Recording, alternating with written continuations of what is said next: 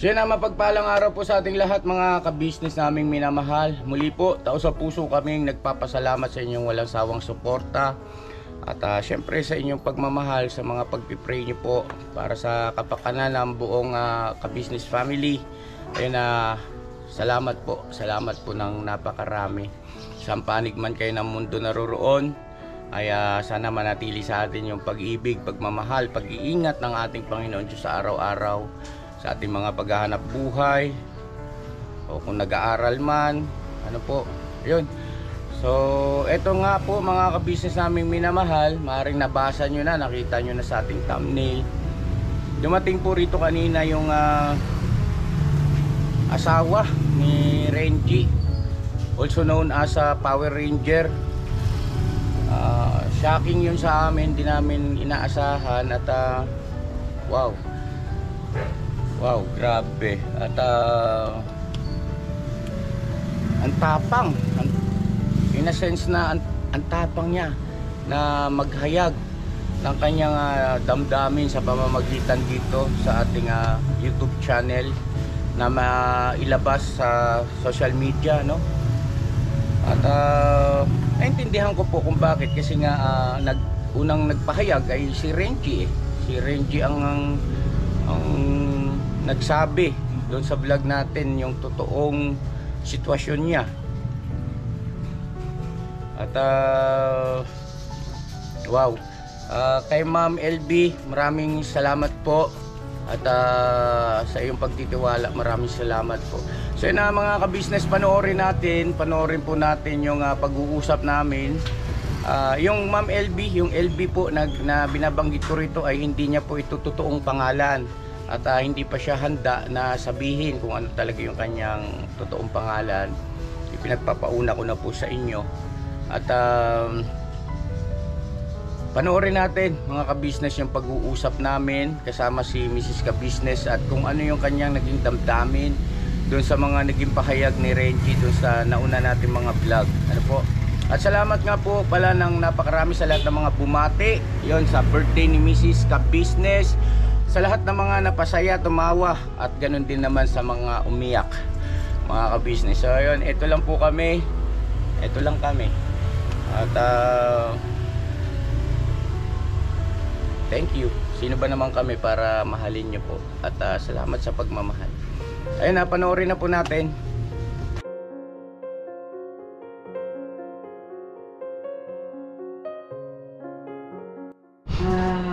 Ate, ano po bang nangyari sa pagsasama ni Kuya?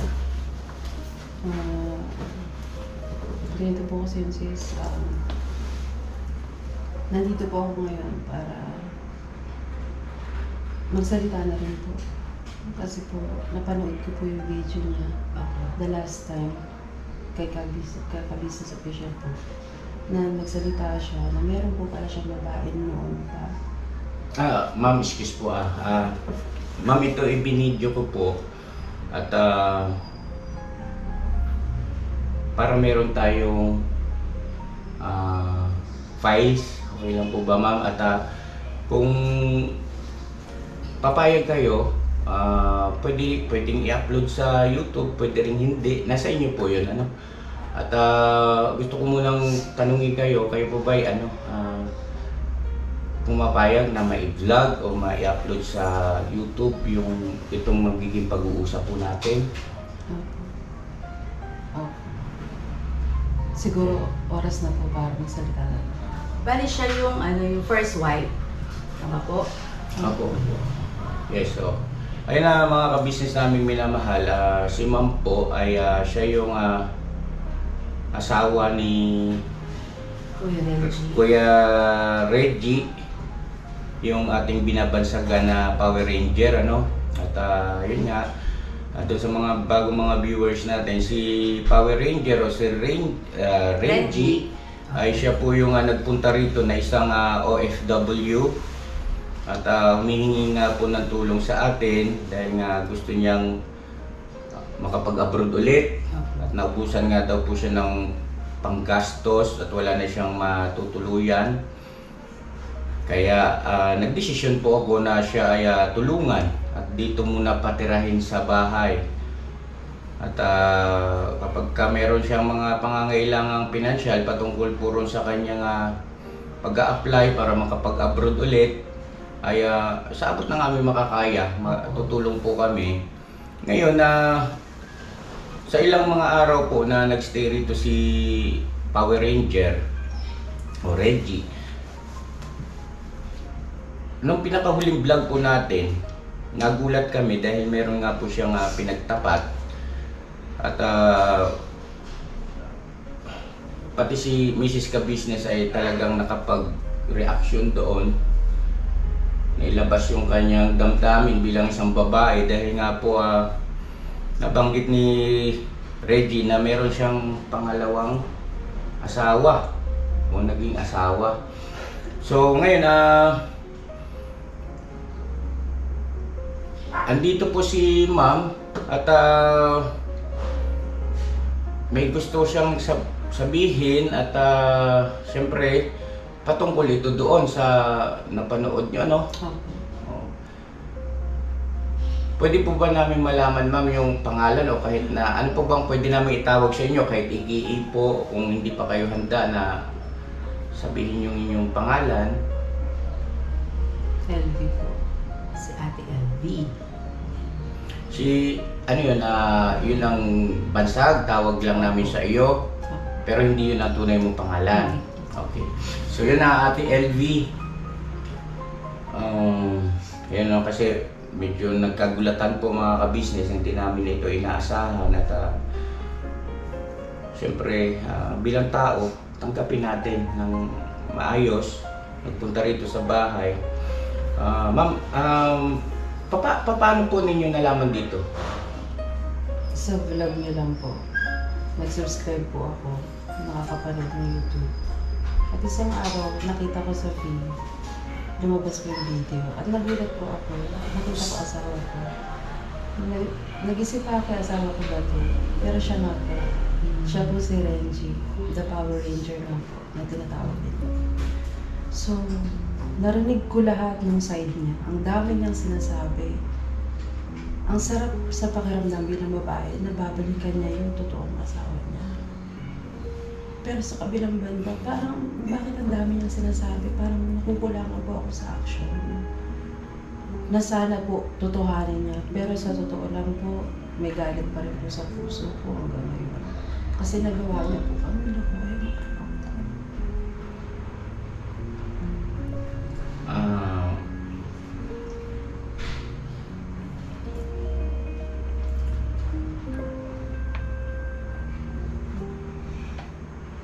hindi pa po ako handang makita si Karen G.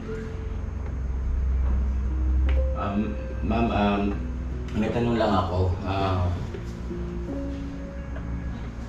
Gano'n na po o ilang taon na po bang Bali, ilang taon? magkahiwalay kayo bilang Opo. mag-asawa? Tagal na po. Matagal na. Tagal na po. To be honest, nag-abroad po ako 2009. Tapos ilang taon po ako doon. Mga 3 taon po siguro. Opo. Nakabalita po ako na nakakarinig ng mga kwento na may babae po. I don't know, depression na po ata yung nangyari sa akin. May naririnig ako na gano'n. Depression na yun. Lately ko na lang po na-recognize na depression po siya. Ngayon, parang may nakarating sa akin, nakausap ko yung mga relatives na wala naman daw po. Pinagtatanggol po siya wala naman daw po. Pero dumating ako sa punto na baka yung langit na yung gumana para malaman ko na meron.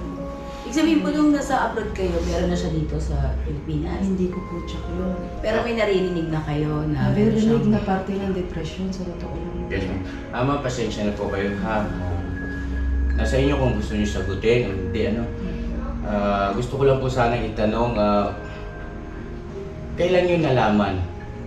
Kailan niyo nalaman na, kumbaga, kailan niyo na-confirm na merong babae o merong bago o asawa? Confirmation po, nung nagtapat po siya. Hindi ko na rin po ma-recall kung kailan po yun. Pero nagsabi po siya, tapat po kasi siyang tao sobrang honest po. Nagkaroon ng pagkakataon, nung sabi siya ng totoo, sinabi niya po sa akin na meron akong asawa, may nagkaanak kami, na parang sa kanya napaka-gaan na sabihin yun. Which is, okay. Then that time, naging worse po yung pakaramdam.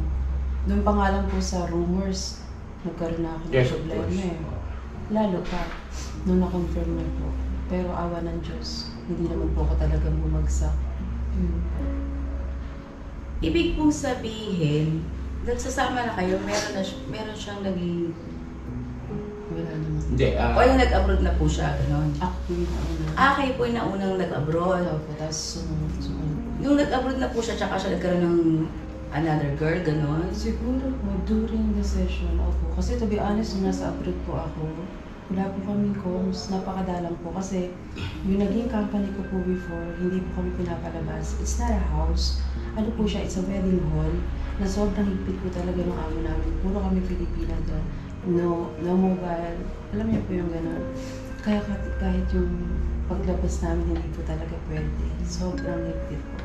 Ma'am, mga ilang taon na po ninyong alam na may ibang pamilya na o asawa at nagkaroon pa ng anak si Reggie? Matagal na po. Mga ilang taon na po? More or less. Siguro po noong 2014, mga ganun po. 2014. 12 or 14. So magto 2024 na tayo. So ibig sabihin more or less nasa 10 years. 10 years ano? Yung confirm na po talaga. At nakikita ko yung bata, pictures nila. Paano niya sinabi sa iyo? Napakasakit na nun. Business ka business. Totoo po. Pero initiative ko makita. Curiosity, ako pa rin nag-type. So, chinek ko. One time, browse, tapang ng loob. Tinignan ko yung Facebook, meron. Ibig pong sabihin, nag-abroad siya. Unang alis pa lang niya is, ilang taon po siya noon bago siya ng babae? Ay, hindi ko na po matandaan talaga yung mga edad. Di ba po meron niyang bakasyon na 2 years, saan po siya umuwi? Sa pag-uwi po, wala po kami na-encounter na umuwi siya sa akin. Oo? Ako. Kasi po yung pag-abroad ko nun, tuloy-tuloy din po. Ibig sabihin nasa abroad ka po, nasa abroad din siya. Opo. Tapos umuwi siya. Sino nag-alaga ng bata? Una po sa parents ko. Tapos kinuha po ng kapatid niya inuwi sa probinsya hanggang mag-elementary graduation. Kinuha ko ang bata, umuwi ako para umatay ng graduation. Then nag-high school na po siya sa Manila. Ibig sabihin, Ang parehas kayo nasa abroad, hindi siya yung nag-alaga talaga ng anak. Sabi niya po kasi, Siya po. Umalis ako, siya po ang nag-alaga. okay, Opo. Tapos nagplano siyang mag-abroad. abroad. Opo. Pero nasa abroad pa rin kayo noon. Opo. Sobrang hirap lang din po talaga. So nalaman niyo po na meron na siyang another girl na nasa abroad din kayo. Rumors pa lang po. Okay. Confirmation, nung From him. parehas na kayo nandito sa Pilipinas, tsaka mo na-confirm. Hindi po. By comms lang po. Okay, tapos paano Hindi niya ko kasi kami- paano niya sinabi yun? Paano niya pinagtapat? Parang casual nga lang po eh. I'm sorry. Parang casual. Casual. Oh, yung sinabi mo kanina na para bagang napakagaan lang na sabihin Opo. sa iyo Opo. Opo. na ipagtapat sa iyo na ano ba ang tawagan niyo? Mahal, sweetheart. Mahal ba ba yun? Hindi. Of course, sa magkasawa merong tawagan. Opo. Tawag niyo po sa akin, Ben. Beng, may gusto kong sabihin. Meron akong asawa ng iba, may anak kami. May kinakasama na ako dito. May kinakasama. Opo. Ganun po. Anong initial reaction mo, ma'am? Well, basically, tao po ako. Masakit po. Yes. Pero that time, hindi ko po napakita sa kanya. Pero bakit hindi mo siya pinaglaban? Bakit hindi mo sila pinaghiwalay, mamili siya? Bakit? Ganun po yun, di ba? Kasi ikaw yung tunay eh. Bakit mo nagawa yun? Bakit? Di ba? Maraming tanong ako kasi na kung gugustuhin niyo po na hiwalay niyo yung girl, dapat nung nalaman niyo pa lang, Wala pa sanang anak, maaaring siguro ganun. pinaghiwalay niyo na sila or namili siya na hindi niyo na pinatagal. Opo. Ang nangyari po sa pagkakarecall ko, kinumpronta ko siya through phone kasi pareho kami kaiwalay sa ibang bansa. So, nung inaway ko siya, tumawag po. Nag-intervene po yung mama niya. tinawagan ako. Huwag ka maniwala sa mga narinig mo, anak. Wala siyang ibang babae. Pero talagang, malakas ng pakiramdam natin mga babae. Sana mali. Sana mali. Pero eventually meron po pala. So, So siguro, sa pagkakataon na yon, ito sariling thinking ko lang, no?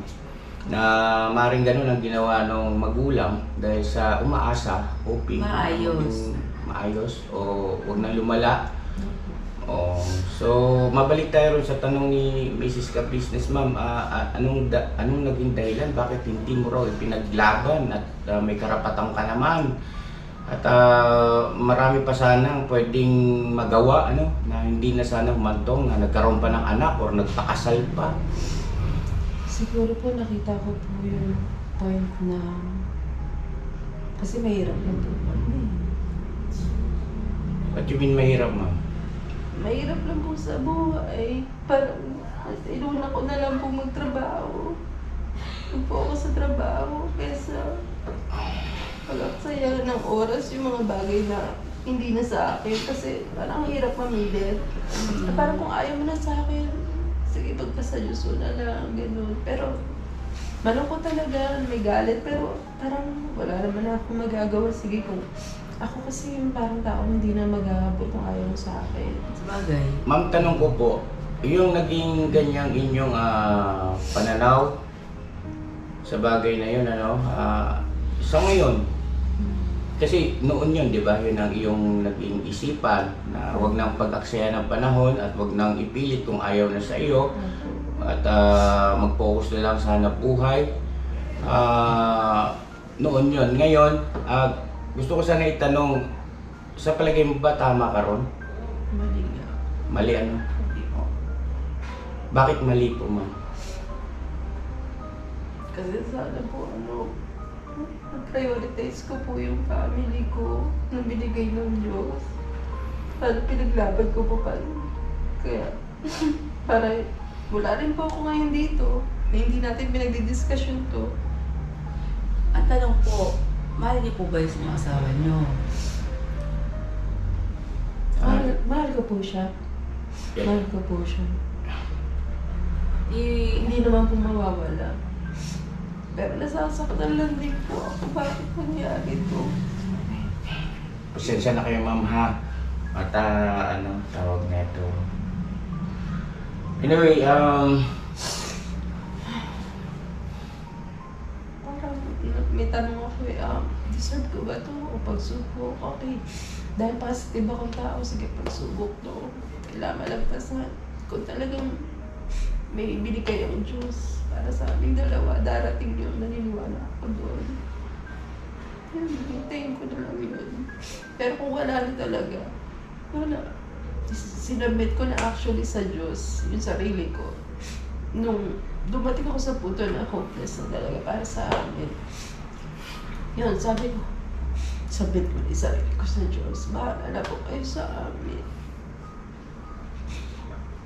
actually, ma'am, may pagtatapat po ako sa inyo. Ewan ko kung nahagip nyo roon sa vlog, na parang ang nag-trigger kasi kay Reggie, aka Power Ranger, kung bakit naihayag niya, dun sa na ipinagtapat niya sa amin yung ganong kalagayan niya kasi hindi rin naman namin alam ang pagkakaalam lang namin is nangangailangan nga siya ng tulong para makapag-abroad at wala na nga pantustos sa mga pangangailangan, papeles, paglakad din. At ang naging dahilan kung bakit niya naipaalam at lakas ng loob sa vlog pa. Umaawat ako doon, sinasabi ko, huwag na nating vlog, sigurado ka ba na gusto mong sabi niya, oo, kasi para magbigay ng leksyon o paalala sa mga kababayan natin katulad niya raw ang nagiging kalagayan. So ibig sabihin ay marami ang mga kababayan natin na ganon ang sitwasyon, At ang dahilan ay dahil daw sa nakikita niya rito sa ka-business family, kung siguro yung harmony sa family. sa aming mag-asawa, sa mga anak namin, at the same time siguro sa mga kasama namin dito, yung mga kagwangs. Yun ang kanyang sinabi na dahilan. So, salamat. Sa point na yun, salamat. At nakakapagbigay pala kami ng inspirasyon, kaming mag-asawa, o yung ka-business family, sa mga kababayan natin. At isa na nga si Reggie. Ma'am, nandito kayo. Anong gusto mo sabihin? Anong gusto niyo po sabihin sa amin? At siguro kay Reggie na rin. Sa amin muna. Sa aming mag-asawa. Nagalit ka ba doon sa vlog? Hindi naman po. Actually, gusto ko po magpasalamat sa inyo kasi ginagabayan niyo po siya. Nakikita ko po na ginagabayan niyo siya. So, salamat. Salamat din sa tiwala at kay Reggie siguro may gusto kang... Kay Reggie po, kung ano man yung sinasabi niya, gawin niya bilang isang lalaki. So ibig sabihin mo may pag-asa ito? Nakikita ko naman po meron kasi kailangan po ng anak namin ng oblat ng pamilya. At ako, hindi naman po ako sa ano ba ito? Wala po akong itinapaas na kung ano man po personality ko. Kailangan ko rin naman siya bilang asawa at para mabuo yung pamilya namin. So, kayo po ay totally walang naging relasyon, as in talagang di kayo ng nag-asawa rin. Klaro naman. Yun ang nakakabilib sa kanya. Eh nga po, di ba sabi ko sa vlog, tayong mga babae, mabubuhay tayo ng walang lalaki.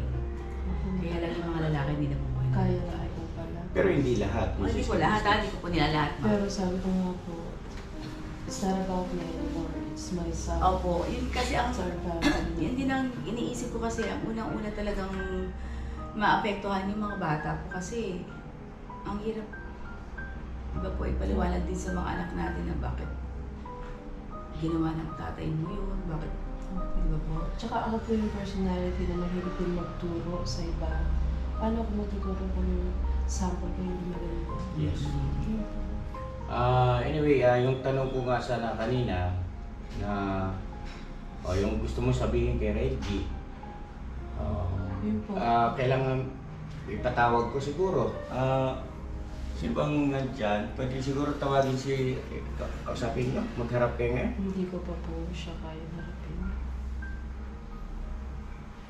Kung okay lang po. Pero gusto ko po magparating niyo sa kanya na sana kung ano man po yung ginagawa niya, huwag niyo na pong ulitin. At kung ano yung sinabi niyang gagawin niya sa future o sa present, sana magawa niya. We're looking forward. We are waiting.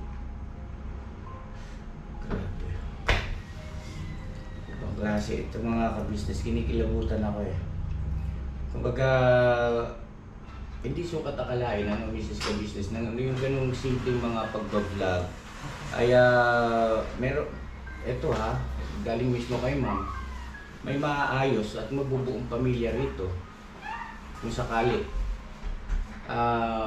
Kaya lang sa ngayon ayaw mo pa makita ang pagmumukha niya. I mean yung mukha niya, yung siya, no? Hindi pa po siguro. Okay lang po na nakapagsabi po ako sa inyo.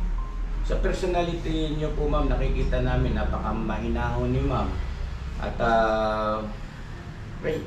edukado siyang tao. Sana Oo. kumbaga maisip ko sana hindi na lang nangyari, di ba? Kasi mahirap.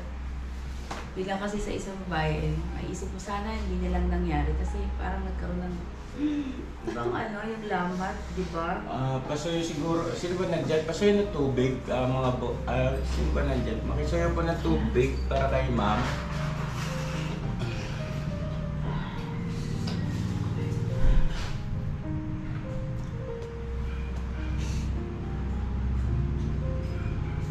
Yung nalaman niyo siya na nagkaroon ng girl, hindi niyo ba man lang sinabi sa kanya na iwalayan mo yan na... Yun nga ma, nabanggit niya na kanina, hindi niya na ipaglaban yun nga, nag-focus siya sa trabaho.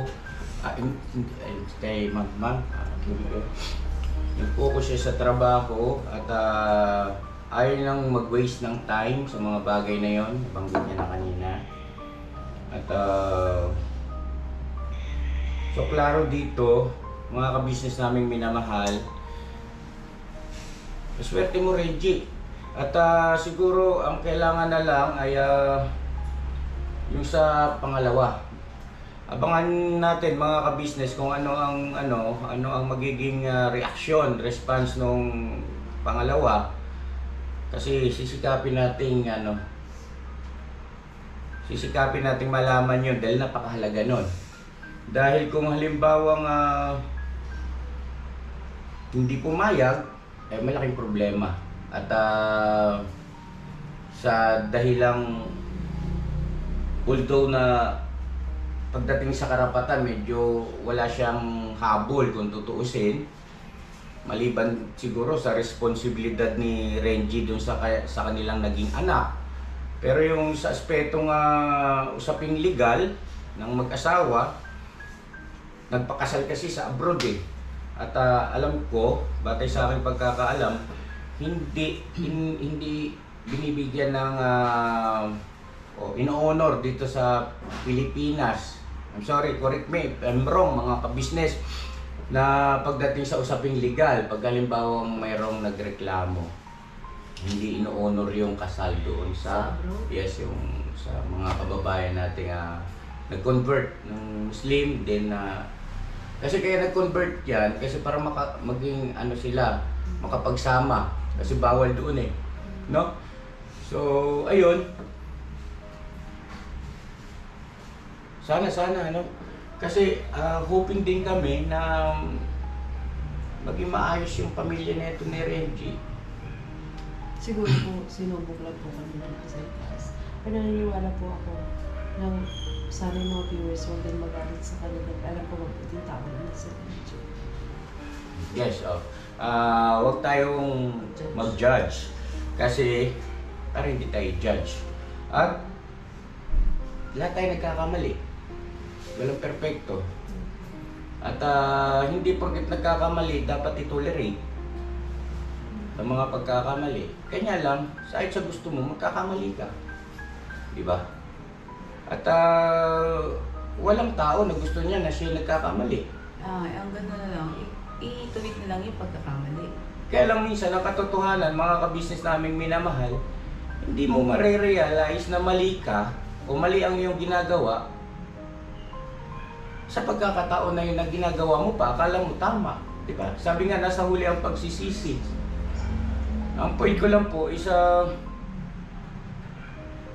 tama na kapag ka nalaman mong mali ka pala, edi tama mo. Ituwid mo yung iyong pagkakamali. Huwag kang mabuhay sa pagkakamali. Ano po, kung may magagawa kang, may pagkakataong ka pa. May ituwid. Yes, May tama. Ayaw mo talagang makaharap si Renji. Nandyan siya sa ano. Alam ko, naramdaman niya dumating ka. Huwag mo na, ayaw mo na makita yung pagmumukha niya, yung itsura, yung mukha niya ngayon. Okay.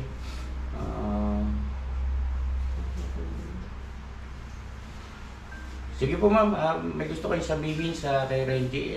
Go ahead po, ito po yung ating camera ma'am. Kaya Renji, ito nasa kama ngayon. Alam ko rin maririnig at mapapanood mo to. Mag-iingat ka at makapag-isip ka ng tama. Para sa anak natin at sa pamilya natin.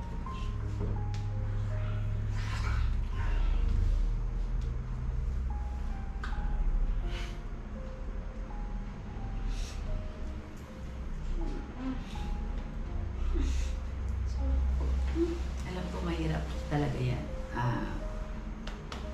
Naiintindihan ka namin, naiintindihan kita kasi babae din ako. Sobrang hirap tanggapin sa kalooban, sa puso't isipan. Kahit nakapikit ka, nakadilat ka, nakikita mo yung nangyari.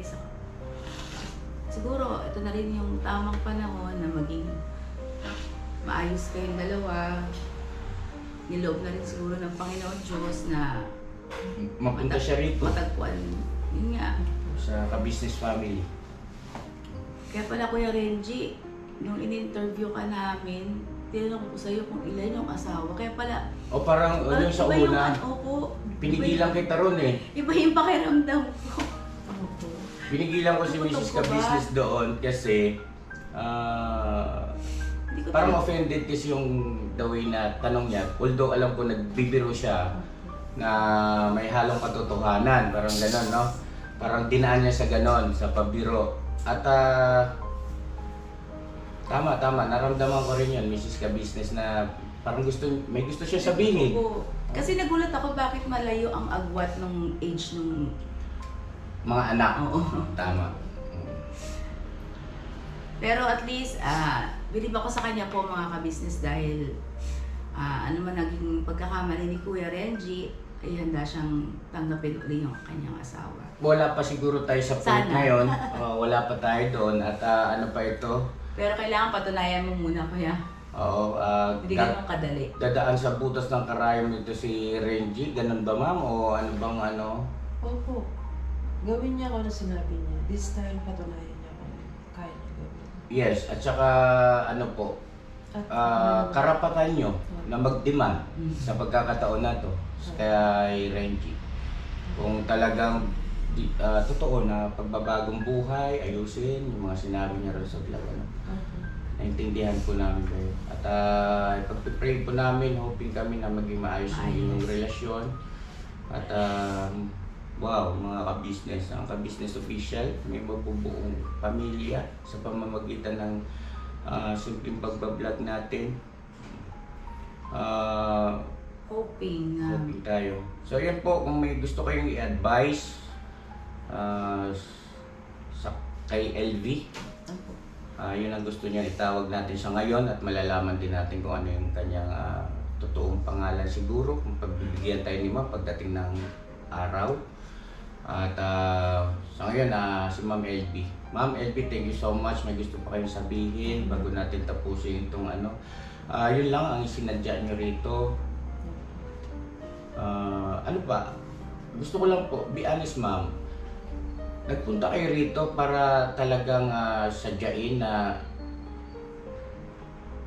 mai-vlog din na maibigay yung Side ko po. Kasi wala naman po akong pinagsasabihan po eh.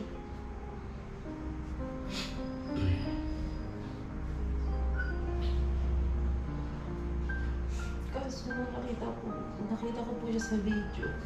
Nag-trigger po. Nag-trigger po sa akin. Ito pala lahat. Yung mga bagay na hindi ko alam noon pa.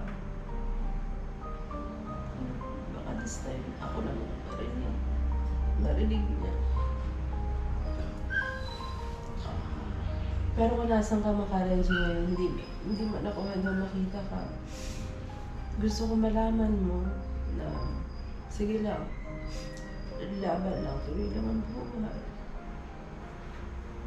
bait ni Ma'am ano. Sabi po niya hindi po nakapag-aral yung anak niya. Ano po ba yung nagpapadala rin po niya sa anak niyo?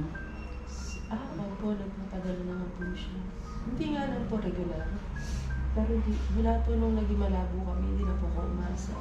At sabi ko sa sarili ko, sige, kung mapapagtapos ko yung anak ko pa, dahil sa kakayanan ko, okay lang.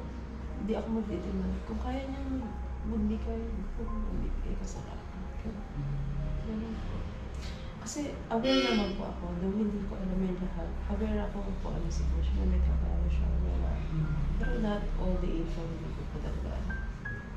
Pero kaya consider ko na lang kasi nagpipili ko yung hindi kaya. Mga ganun.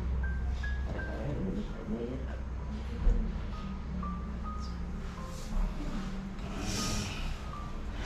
Sa ibang pagkakataon, alam ko darating yung araw na yun na pag-ready na siguro kayo, magkaharap kayo. No? Sa ngayon, igagalang ko, ginagalang namin, Mrs. Ka-business yung inyong desisyon na ayaw mo muna makita siya at naiintindihan namin. Opo, kasi hindi ganun kadali. Yes, At Ilang taon nga po?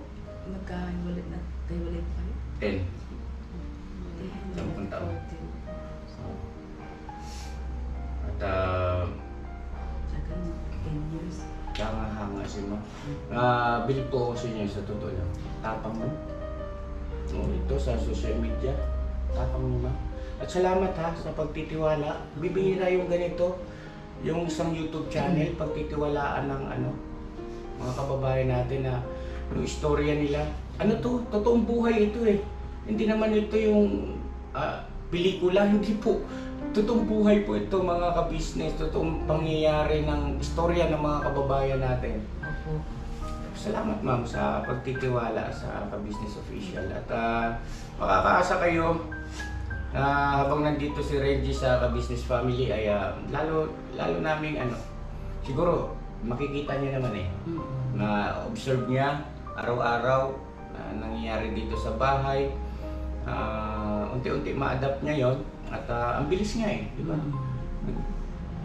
Nakita niya yung samahan, yun ang naging dahilan kung bakit nagtapat siya at gusto niya ayusin yung kanyang pamilya. May gusto pang ma'am? May gusto pa kayong dagdag sa pangalawa? May gusto kayong sabihin? Huwag mo na wala. Wala rin. Opo. Yes, naintindihan ko ma'am. At yun na mga ka-business naming minamahal. Pakainin muna natin si ma'am. Pero yung aking vlog ay hanggang dito na lang muna, business ka-business. At antabayanan nyo po.